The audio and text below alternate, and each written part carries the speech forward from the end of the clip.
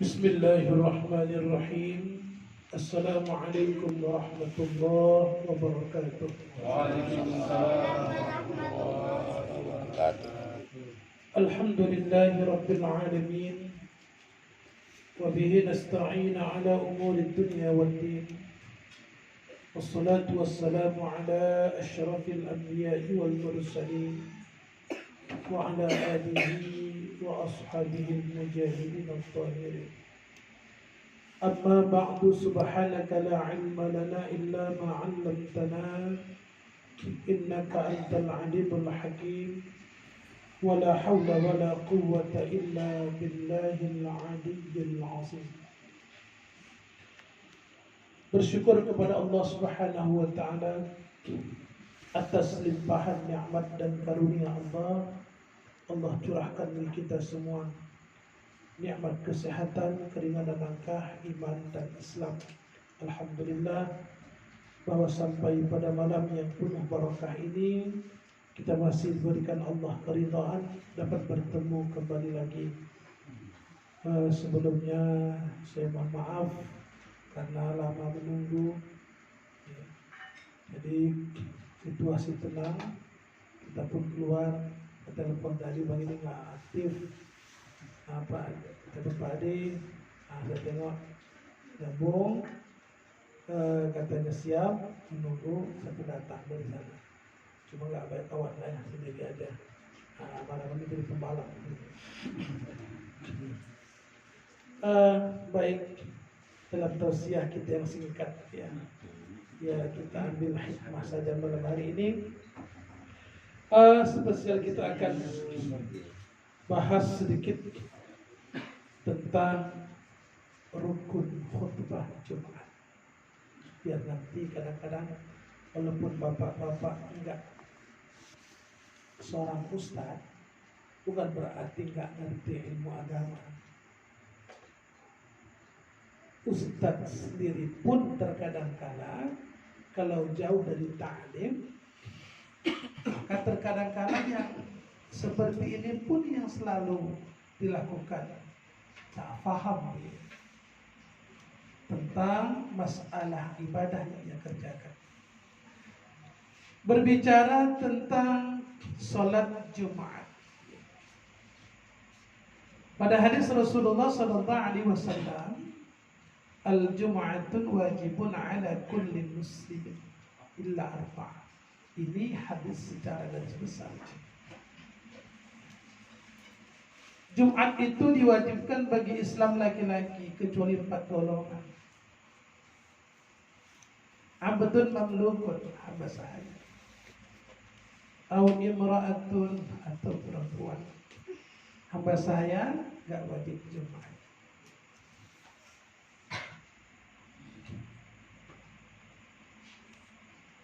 Perempuan enggak wajib Jumat. Tapi Pak, kenapa perempuan banyak? Saya lihat ada sholat Jumat. Perempuan sholat Jumat enggak wajib, namun ketika dia sholat Jumat menggugurkan kewajiban zuhur dia.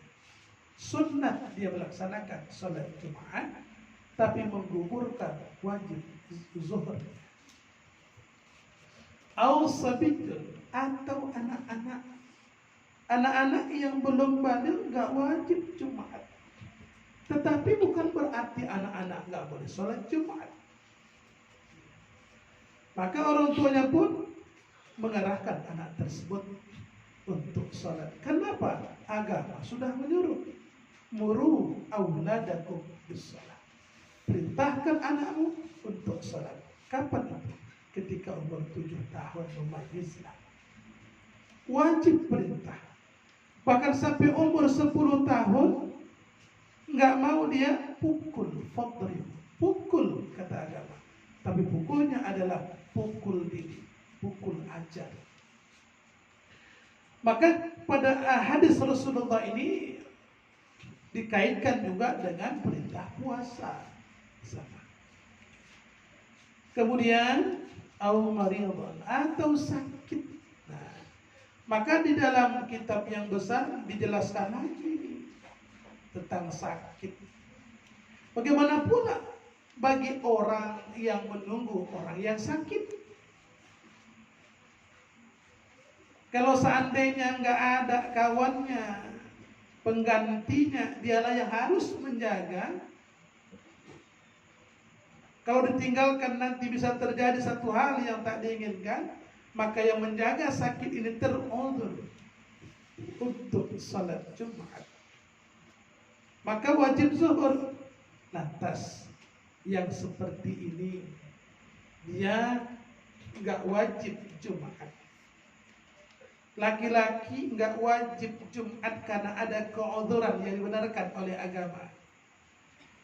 Tiba-tiba masuk sholat Jumat, apakah boleh dia sholat zuhur? Laki-laki tersebut bolehkah? Boleh. Kenapa boleh? Karena dia teruzur yang dibenarkan oleh agama.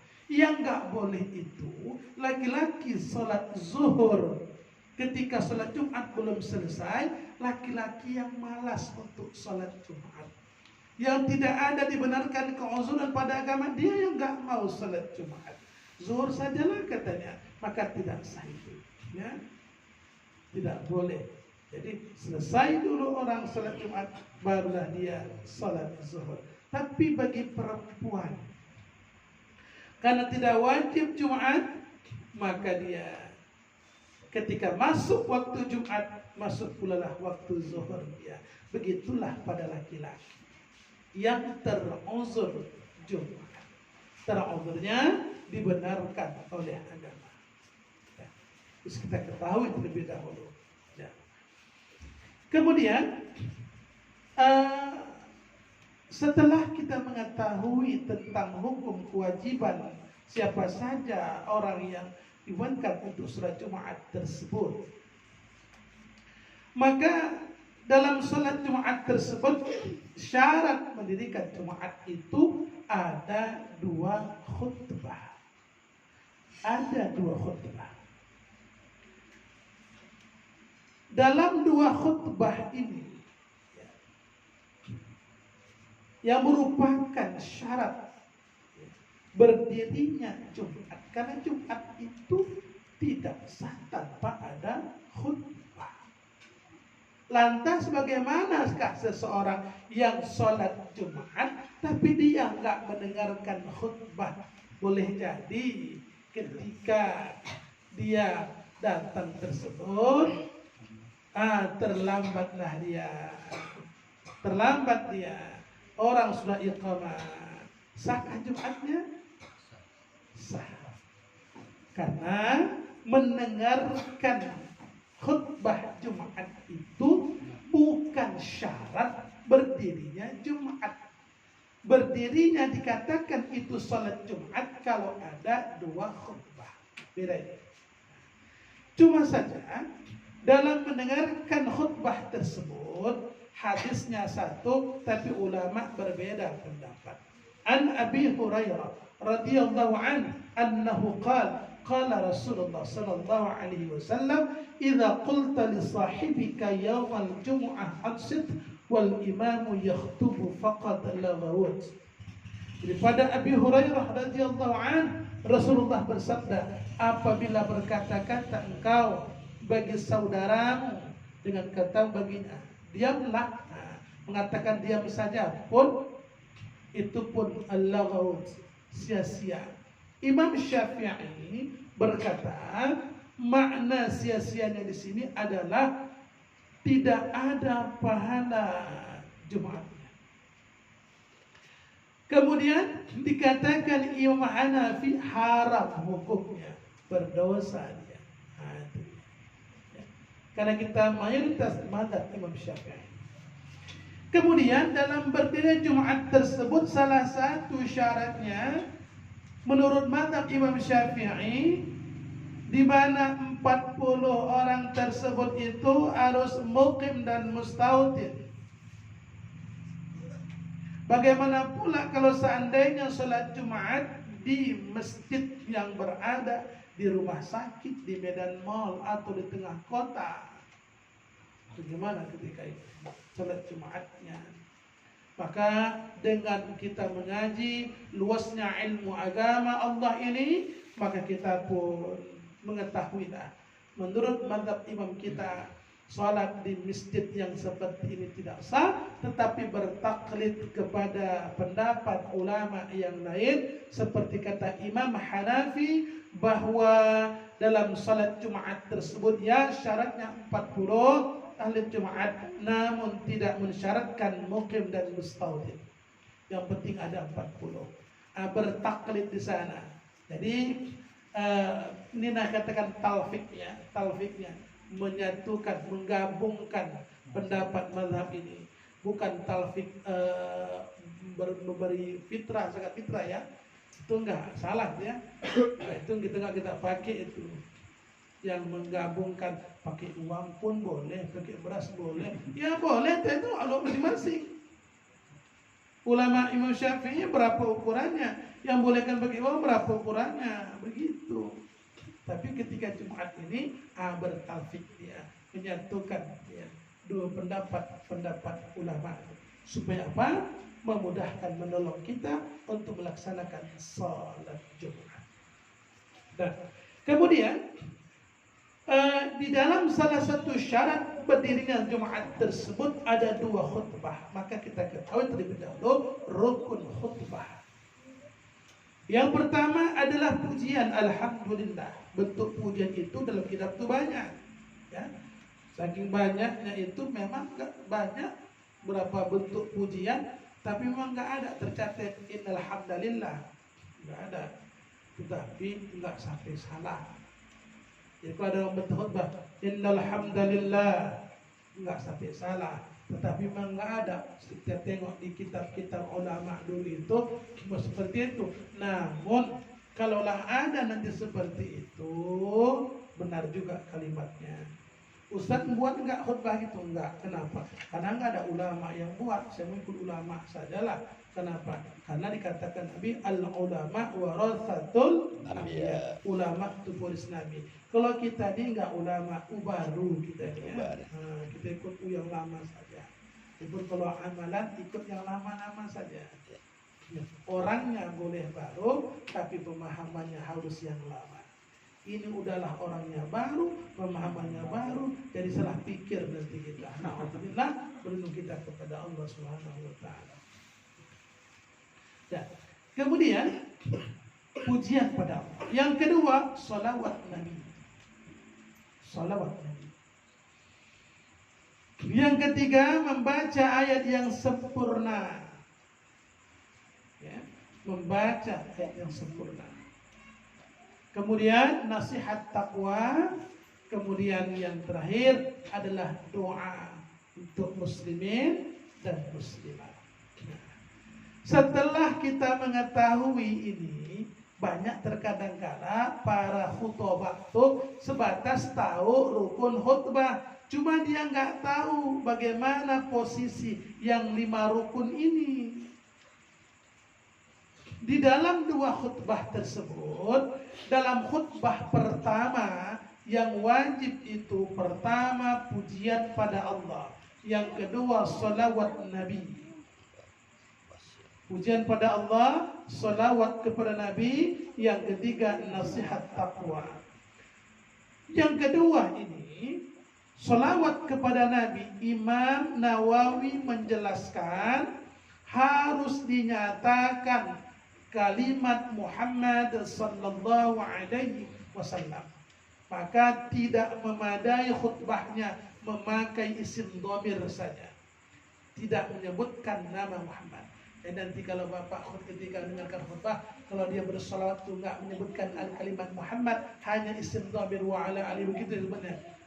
Menyebutkan penggantinya saja, enggak disebutkan nama Muhammad sallallahu alaihi wasallam. Nanti Bapak ulangi zuhur lagi.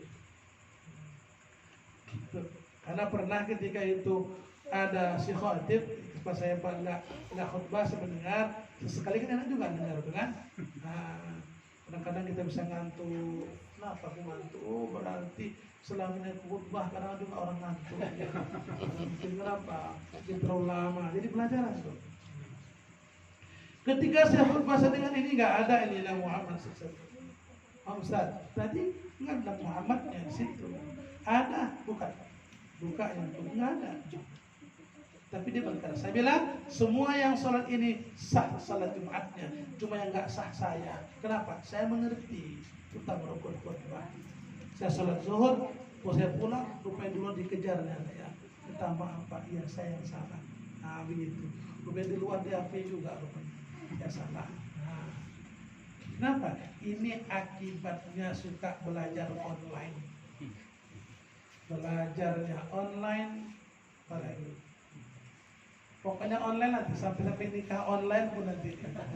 Ya, buat WhatsApp aja itu ya. Nah, jadi na'udzubillah kita kepada Allah. Kemudian pada khutbah pertama yang wajib itu pujian, sholawat Nabi, nasihat taqwa. Yang dua lagi antara ayat sempurna dan doa lebih diafdalkan pada khutbah pertama ayat yang sempurna. Pada khutbah kedua wajib mutlak itu pujian, sholawat Nabi, nasihat takwa. Berarti tinggal dua lagi tadi, ayat sempurna dan doa, maka lebih afdol doa itu pada khutbah yang kedua. Selesai. Ini saja. Maka ketika nanti si khatib itu lupa membaca rukun khutbah, kita berdiri bilangkan lupa itu bilang lupa sholawat Nabi, karena keasikan kali ini berkhutbah. Maka berkhutbah itu tak sama dengan ceramah. Jangan terlasak badannya dan terlasak badannya bergerak goyang-goyang. Ini makruh hukumnya. Dia tenang tapi tegas. Tenang tapi tegas. Dalam khutbah. Jadi jelas sudah nyata khutbah Jumat. Salat Id pun ada khutbahnya juga. Namun perbedaannya ketika salat Id itu salatnya dahulu baru khutbahnya kemudian. Ini hanya kesunnahan, bukan syarat. Tapi di dalam Jumat tersebut khutbah yang duluan baru salat, maka khutbahnya menjadi syarat. Karena makna syarat itu ma la budda minhu falaysa minhu, sesuatu yang harus dan bukan dia yang ada dalam pekerjaan tersebut itu. Kenapa? Dia bukan dalam salat, jadi dua, tapi hukumnya adalah wajib. Jadi inilah yang harus kita ketahui, walaupun bapak-bapak enggak seorang khutbah, bukan seorang khatib, tapi kalau salah nanti wajib kita sampaikan yang salah tersebut. Doa Allahumma ighfir lil muslimin wal muslimat, mendoakan seluruh ya kita yang Islam ini supaya Allah ampunkan dosa-dosa. Dan bagaimana pula Pak kalau terlupa, ingatkan. Nah, ingatkan. Jadi makanya di dalam khutbah Jumat tersebut kita diperintahkan harus mendengar dan melihat kepada sang khatib. Maka makruh ketika khutbah nanti, walaupun dia ahli zikir, ahli tariqat sedang khutbah, makruh hukumnya.